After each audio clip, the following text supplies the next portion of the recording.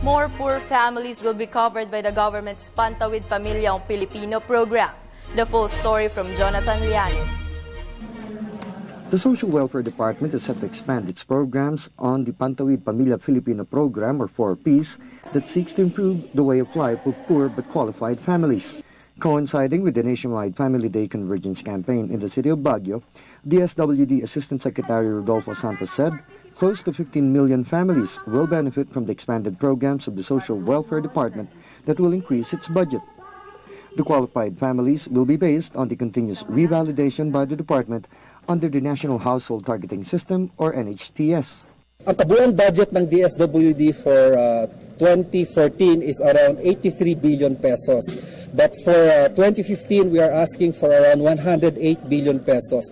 Magkakasama na po ito lahat ng budget sa iba't ibang programa ng departamento. Kasama po ang 4Ps, ang KCNCDDP, ang Sustainable Livelihood Program, at lahat po ng mga regular na programa natin, pati po yung ating supplemental feeding program, yung pong parang tulong natin sa mga senior citizens natin, at iba't iba pa po ng mga programa na hindi po natin kalilimutan. Pati na rin po yung pagtulong pagdating sa oras ng kalamidad at oras ng mga disaster. The Cordillera region sees an increase in the number of family recipients that will benefit from the increased budget. Yung nakikita namin ng percentage ay mukhang madadagdagan siya ng almost 25%. Oo, kasi yung sa natigil kasi na nabigyan ng assistance nung nag-14 years old sila, nung ongoing pa ang registration.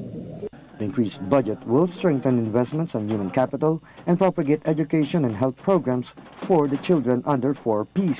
One of the conditionalities ng 4Ps ay para sa kanila na pumasok sa eskwelahan. Dapat sila ay nasa eskwelahan ng hindi kukulangin ng 85% ng kanilang attendance sa eskwelahan. At higit sa lahat, kailangan din na magkakaroon sila ng regular check-up sa ating mga health center. Nagkakaroon din sila ng deworming para matiyak natin ang kanilang kalusugan at hindi lamang napupunta sa mga parasite ang kanilang mga kinakain, at upang sa ganon makapag-aral sila ng mabuti, ng merong malusog na katawan at pag-iisip, pati na rin sa hindi rin sila mag-absent dahil sila ay patuloy na makakapasok sa eskwelahan at paaralan. From the city of Baguio and for the People's Television, Jonathan Llanes.